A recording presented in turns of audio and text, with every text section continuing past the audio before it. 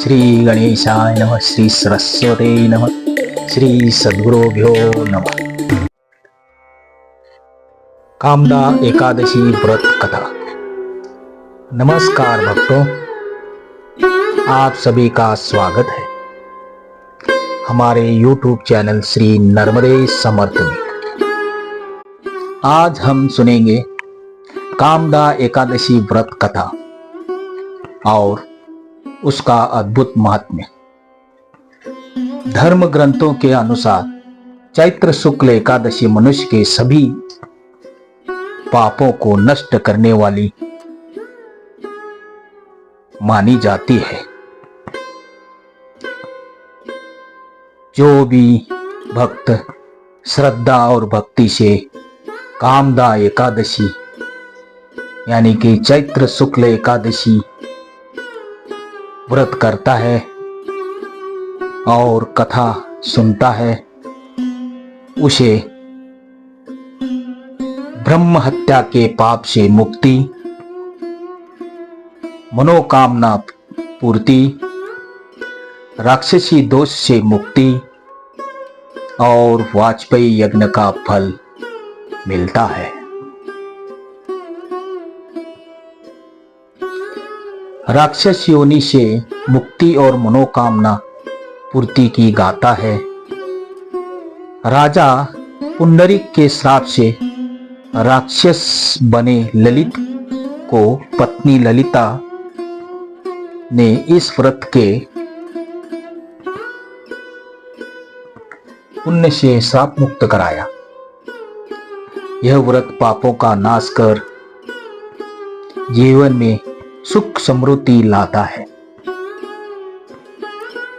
और इसकी कथा सुनता है, उसके जीवन के दुख दूर होते हैं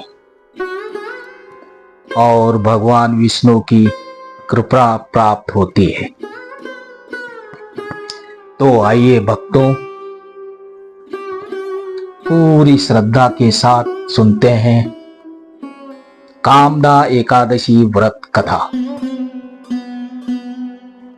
धर्मराज युधिष्ठिर कहने लगे कि हे भगवान, मैं आपको कोटि कोटि नमस्कार करता हूं। अब आप कृपा करके चैत्र शुक्ल एकादशी का महात्म्य कहिए। श्री कृष्ण कहने लगे कि हे धर्मराज, यही प्रश्न एक समय राजा दिलीप ने गुरु वशिष्ठ से किया था और जो समाधान उन्होंने किया वो सब मैं तुमसे कहता हूं। प्राचीन काल में भोगीपुर नामक एक नगर था। वहां पर अनेक ऐश्वर्यों से युक्त पुंडरीक नाम का एक राजा राज्य करता था। भोगीपुर नगर में अनेक अप्सरा, किन्नर तथा गंधर्व वास करते थे।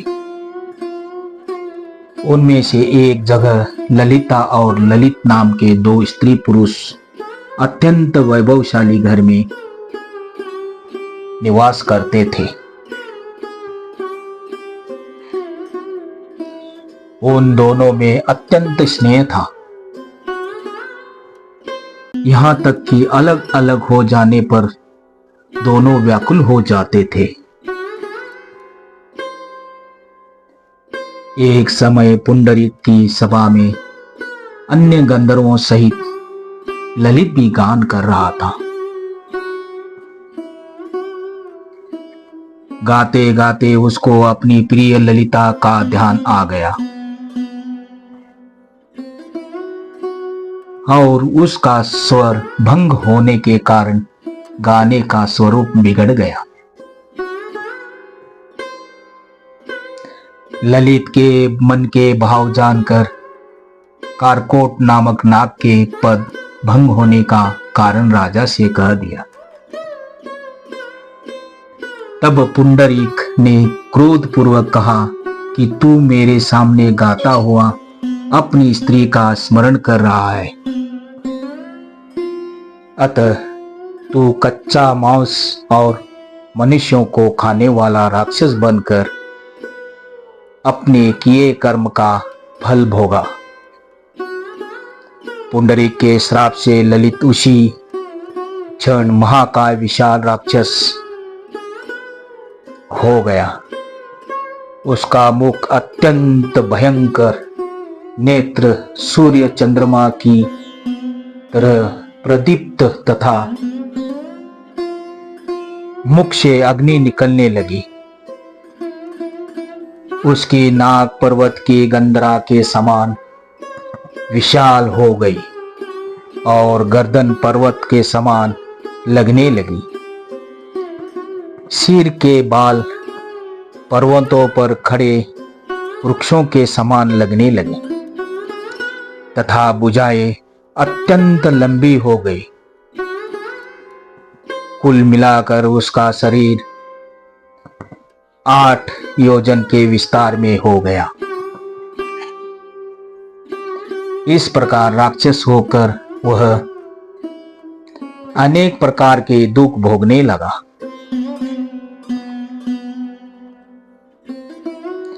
जब उसकी प्रियतमा ललिता को यह वृत्तांत मालूम हुआ तो उसे अत्यंत खेद हुआ और वह अपने पति के उद्धार का यत्न सोचने लगी। वह राक्षस अनेक प्रकार के घोर दुख सहता हुआ घने वनों में रहने लगा। उसकी स्त्री उसके पीछे पीछे जाती और विलाप करती रहती। एक बार ललिता अपने पति के पीछे घूमती घूमती विंध्याचल पर्वत पर पहुंच गई, जहां पर श्रृंगी ऋषि का आश्रम था। ललिता शीघ्र ही श्रृंगी ऋषि के आश्रम में गई और वहां जाकर विनीत भाव से प्रार्थना करने लगी। उसे देखकर श्रृंगी ऋषि बोले कि हे सुबगे, तुम कौन हो और यहां किस लिए आई हो? ललिता बोली कि हे मुने, मेरा नाम ललिता है। मेरा पति राजा पुंडरीक के श्राप से विशालकाय राक्षस हो गया है। इसका मुझको महान दुख है। उसके उद्धार का कोई उपाय बतलाइए। श्रृंगी ऋषि बोले, हे गंधर्व कन्या, अब चैत्र शुक्ल एकादशी आने वाली है, जिसका नाम कामदा एकादशी है। इसका व्रत करने से मनुष्य के सब कार्य सिद्ध होते हैं।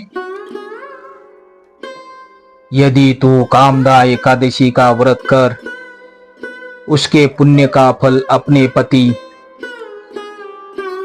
को दे दे तो वह शीघ्र ही राक्षस योनि से मुक्त हो जाएगा और राजा का श्राप भी अवश्य में शांत हो जाएगा। मुनि के ऐसे वचन सुनकर ललिता ने चैत्र शुक्ल एकादशी आने पर उसका व्रत किया और द्वादशी को ब्राह्मणों के सामने अपने व्रत का फल अपने पति को देती हुई भगवान से इस प्रकार प्रार्थना करने लगी,